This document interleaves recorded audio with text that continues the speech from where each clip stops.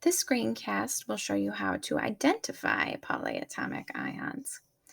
How do we look for them? Well, we look for more than two elements in our compound.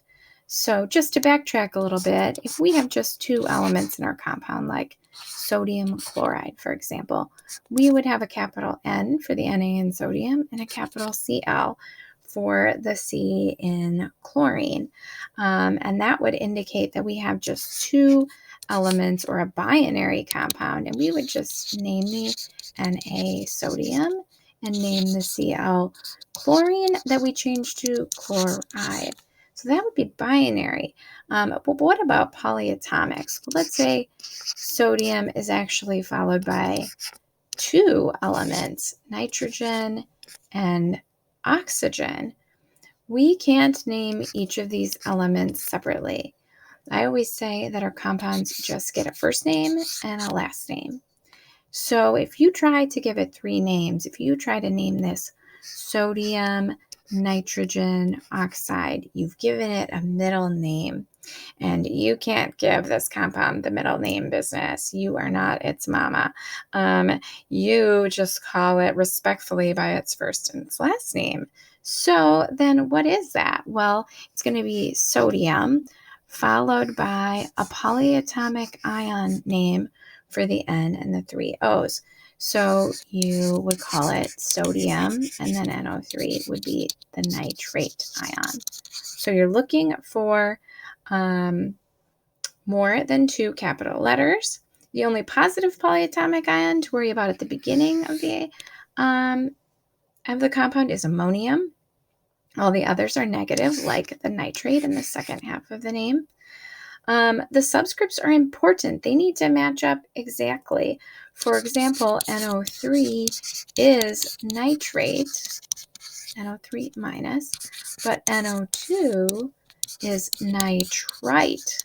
And so having those match up exactly and correct spelling is going to be important.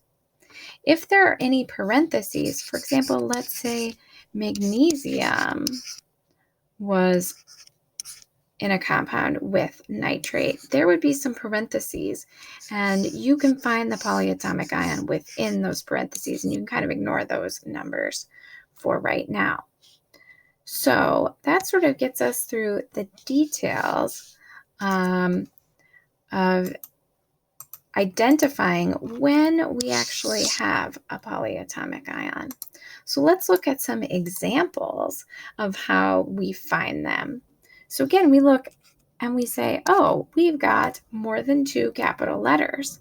We don't see an ammonium at the beginning of the name, so we must have a polyatomic ion here. We scan down for NO3. We stop when we find it, and that one's nitrate.